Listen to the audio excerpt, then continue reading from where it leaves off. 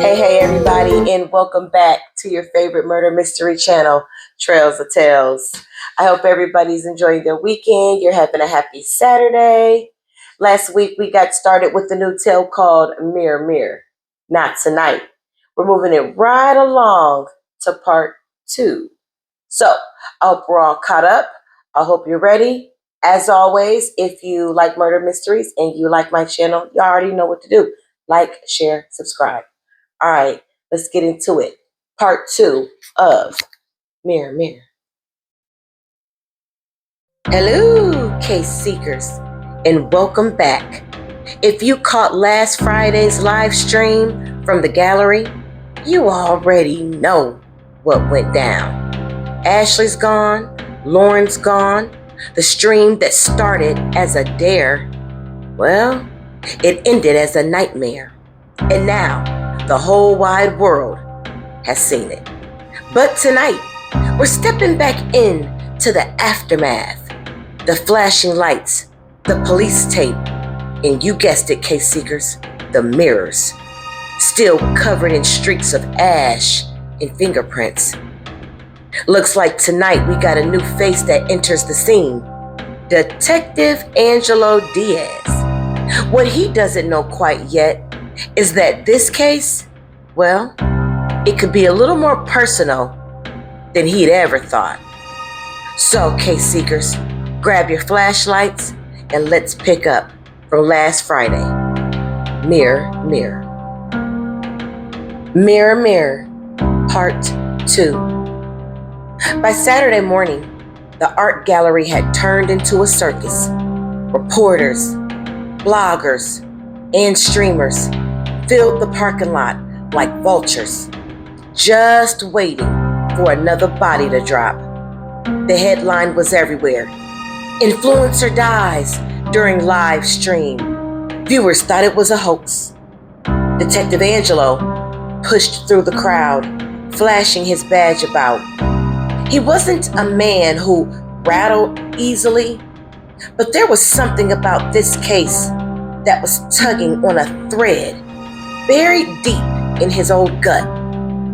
An old heavy feeling that smelled like blood with a mix of legend. Inside the gallery, the air was colder than it should have been. The walls, they were still lined with mirrors, every surface warped from age. Some were cracked, some were fogged with fingerprint. And in the largest mirror, the one facing the center of the room, he swore he saw a flicker, like a shadow ducking out of the view. The coroner had already removed Ashley's and Lauren's bodies, but streaks of blood remained on the tile. Faint smears that led right to that mirror. Sienna stood near the doorway, nervous, arms crossed, still shaking. Rico, in a daze, standing beside her, on the floor, his face unreadable.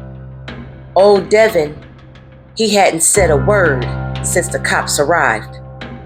Angelo nodded to one officer on the scene. Who's left? The officer pointed. Them 3. Said they were with the victim when it happened. Angelo approached. You kids mind telling me what the hell happened here last night? Rico's voice was flat. It was a live stream. We were just doing what people do for content.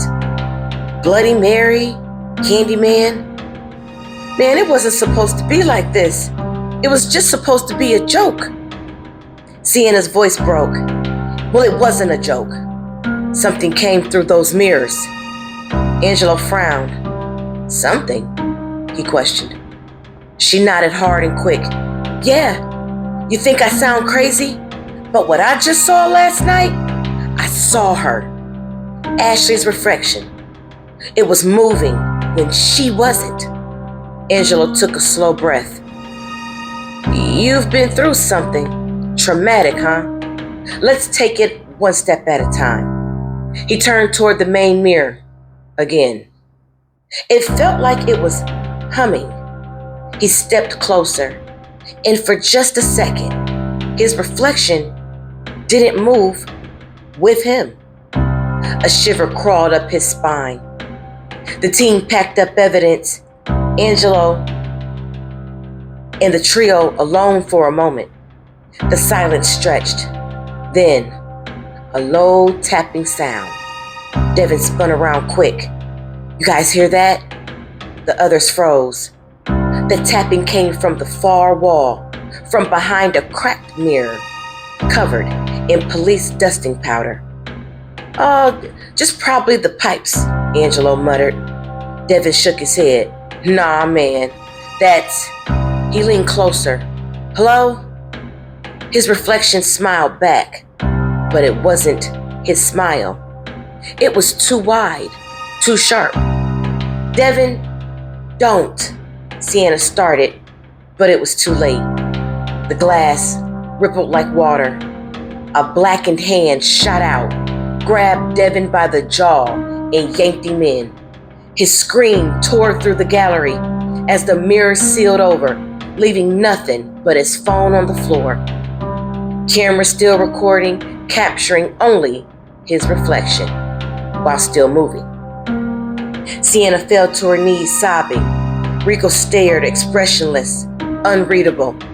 Detective Angelo, he backed away, face pale. Everyone out, now! His voice shook, for the first time at all that night. Later that night, after the forensics team had did their work and cleared the area, Angelo stayed behind the gallery. It was empty. Moonlight pooled across the floor like silver blood. He opened his notebook, flipping past page after page. That wasn't part of this case. It was a name. Daniel Robitaille? He didn't know why, but that name. A ghost story his grandma whispered back in the day while living in the projects. It had been echoing in his mind since he got the call. Candyman, she used to say. It ain't just a story.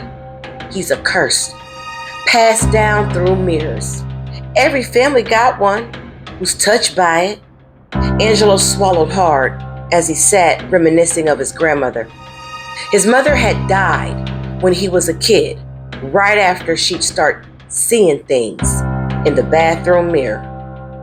Now, standing there, he could feel it too, that same hum behind the glass. He turned to leave, but the sound came again, this time clearer. A low whisper. Say it. Angelo froze in one spot. The whisper slid across the walls, curling through the air. Say his name.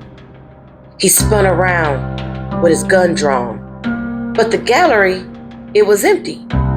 Until it wasn't. From the mirror, a black hand pressed against the glass, dripping with honey and blood. Then another. Angelo stumbled back, firing once. The bullet cracked the mirror but didn't shatter it. Instead, the reflection bled. He blinked, and suddenly, he was staring at himself from the other side of the glass. His reflection smiled, then reached out and pulled him in. Sienna woke up to the sound of Rico's footsteps pacing. The police had told them to stay nearby until further notice. But something in Rico's behavior had shifted. Rico, she whispered, you okay? He looked up, eyes distant, unfocused.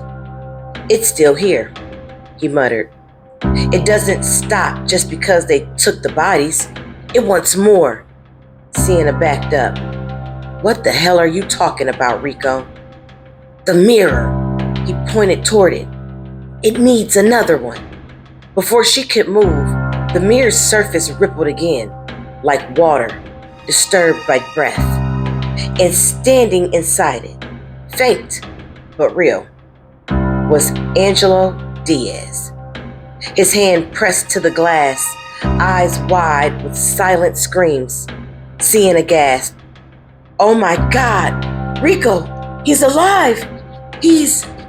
But Rico wasn't looking at her anymore. His face had twisted into something dark. His voice, deeper. "Not alive," he said softly. "Just waiting." The lights blew out, a scream, then silence.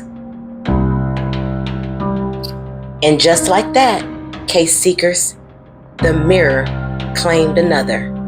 Detective Angelo Diaz, gone without a trace, except for the reflection that he left behind. And now, only Sienna and Rico remain. But something's off about Rico. I mean, something watching him from inside the glass. Join me tomorrow night for Sunday's reveal, when all the pieces come together and you'll finally learn who orchestrated everything behind Mirror, Mirror. Until next time, don't stare too long at your own reflection, because sometimes it stares back. Well, that's something. So let's recap real quick. Okay, so we got a new character, Detective Angelo Diaz. He in the mirror already. This is going to be a little crazy. I'm wondering if Diaz is dead or if he just stuck in the mirror. Now, Ashley, Lauren, they died in the part 1, right? Yeah. Now, Devin, on the low, did you peep that? Devin is now gone in the mirror. It only leaves 2 left. It only leaves Rico and Sienna. This is getting a little weird now, y'all. Rico acting a little strange. Let's find out tomorrow. We reveal, is it really the mirror, or is someone controlling what's behind the mirror? See you Sunday.